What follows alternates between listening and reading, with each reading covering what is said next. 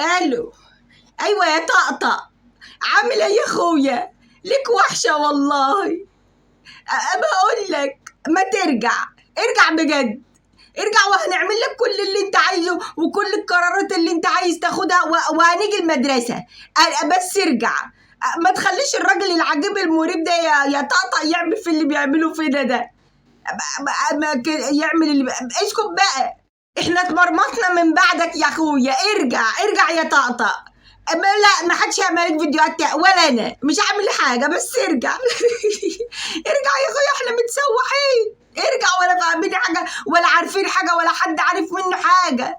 ارجع وهنمشي كورونا خلاص. انت عايز عيال تنتظم في المدارس هتنتظم، بس ارجع وحياة امك. ايوه طقطق.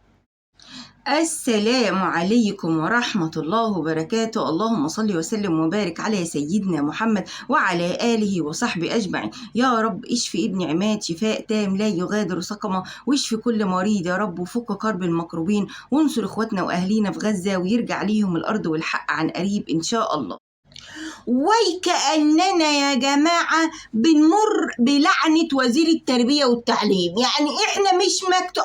بص والله العظيم، انا لسه بتكلم عن وزير التربية والتعليم، جاي لي بيان عاجل برضو وزير التربية والتعليم مش عارفة بيقول ايه. كأننا كده مش مكتوب لنا نعمر مع وزير التربية والتعليم ولا وزير التربية والتعليم يعمر معانا. ليه؟ عشان كل واحد بيجي ياخد القرارات اللي على مزاجه مش اللي ماشية معانا. عم حموكشة ده لما جه خد شوية قرارات، اللي منها دماغ اللسعة، واللي منها كويس إلى حد ما، واللي منها مصلحة كبيرة قوي ليهم، زي مثلا قفل السناتر جمع سنتر على رأي طقطق ربنا يرجعه بالسلامة، وحاجات كتيرة قوي وقرارات أكترها غلط صراحة وما بتمتش لصالح الطالب ولا أولياء الأمور بفسوة. المهم اكتر قرار ان انا شايفاه غلط اللي هو الالتزام بالحضور في المدارس. شايفاه غلط ليه؟ لان احنا غير مؤهلين بالمرة ان احنا زي ما انت بتقول نسبة الغياب لازم تتخطى 60%، ان ما ينفعش الكلام ده كله. النهاردة كمان وزير التربية والتعليم بعت لكل مديريين التعليم وكل مديريات التعليم وقال لهم نصا إن هم لازم يلتزموا بالقرار بتاع الغياب والحضور، وإن أهم حاجة عنده السنة دي الانضباط في الحضور للمدرسة، وإن الغياب إلكترونيا هيورد للوزارة كل أسبوع. يعني أنا مش عارفة إزاي، يعني أنت قاعد كده سايب اللي وراك وقاعد تاخد الغياب؟ مدير الفصل أنت ولا رائد الفصل؟ يعني أنت وزير هتسيب اللي وراك وتقعد تشوف مين جه النهارده ومين ما جاش؟ شوف يا ابني ام شيماء جت النهارده، شوف عشان هي بتعمل قلق اصلا من اول السنه ما بترضاش تحضر. شوف لام يعني والله كان في حاجات كتيره قوي ممكن تتكلم فيها وممكن تعدل حالها غير الحضور والانصراف. اكتريه مديريات التربيه والتعليم بعتوا مخاطبه للوزير، قالوا له احنا ما عندناش الامكانيات للاسف ان احنا نحقق المعادله الصعبه اللي انت بتقولها، ان احنا نرغم الطلاب ان هم يجوا المدرسه.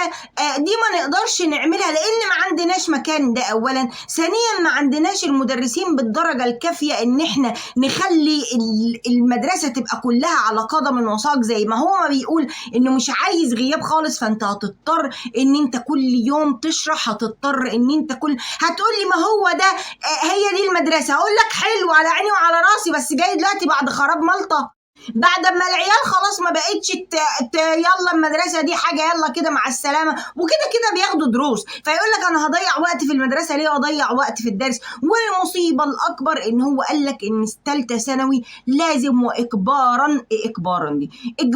ان هي تحضر، لازم نسبه الغياب برضو يتخطى 60 نسبه الحضور يتخطى 60%. قال لك ان ثانوي كانت نسبه الحضور بتاعهم من 10 ل 20%. قال لك لا، كلا البتة وبتة الكلة، الكلام ده ما ينفعنيش، انا لازم نسبة الحضور كله زي بعضه، مفيش حاجة اسمها 10 و20.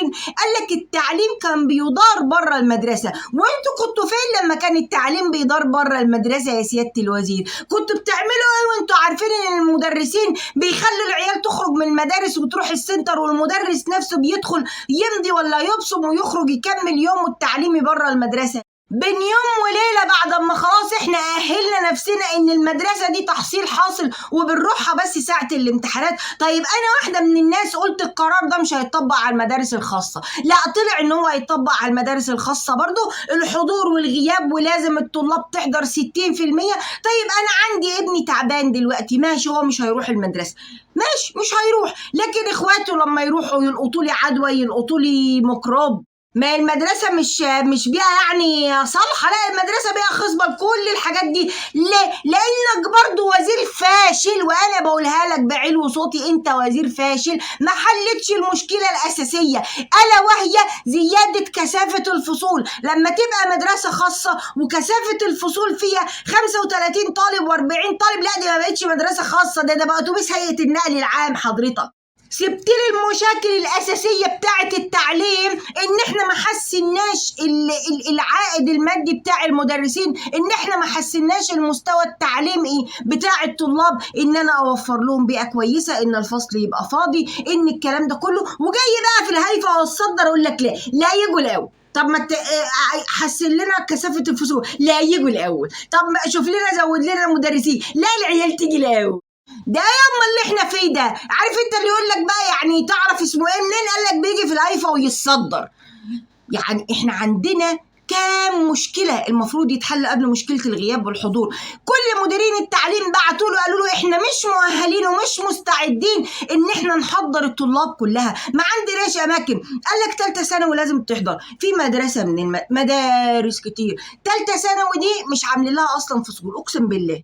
يعني المدارس اللي فيها ابتدائي واعدادي وثانوي، الثانوي عاملين لهم كده مثلا برجولات فوق السطوح في الروف كده، يعني عاملين لهم روف، عارف انت سطح فوق سطح المدرسه، فواخدين بقى ده مقفلينه كده روف كده شيك وما اعرفش ايه، وعاملين برجولات عشان العيال ما بتجيش اصلا. انت هتجبرني ليه بتاع انا ثالثه ثانوي وانت مالكش عندي اعمال سنه اساسا؟ لا انت ليك عندي، لا انا بتاع ثالثه اعدادي ليك عندي اعمال سنه، ولا انا بتاع ثالثه ثانوي ليك عندي اعمال سنه. قال لك لا معلش، اعمال السنه حماده والغياب والحضور حماده تاني، يا عمي يهديك يرضيك. قال لك كيف كده؟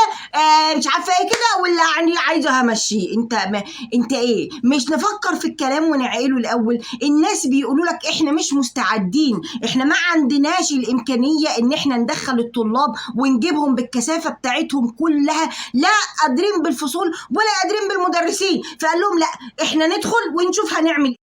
مفيش ندخل وهنشوف نعمل ايه حضرتك دي، عشان احنا مش فيران تجارب، معلش بعد يعني لا مؤاخذه يعني مع احترامي ليك، ايه اللي ندخل وبعدين نشوف نعمل ايه. حضرتك احنا قدام مشكله اساسيه ما اتحلتش، مشكله الكثافه في الفصول اللي 80 و85، ومشكله ان مفيش مدرسين في المدارس، في عجز في المدرسين. حضرتك تيجي تحل لي مشكله هايفه وتسيب لي المشكله الاساسيه؟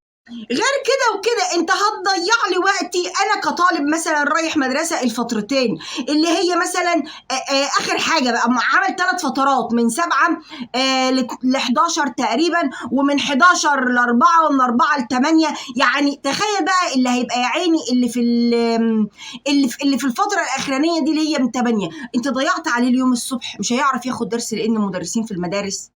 يعني امه عايز يلحق يذاكر له الكلمتين اللي خدهم في المدرسه. طيب ايه الغي لي نظام الفترات ده واعمل لي بقى شيله كوبري ولا كوبريين وابنه مدانه مدرسه، يعني ده اللي انا اعرفه.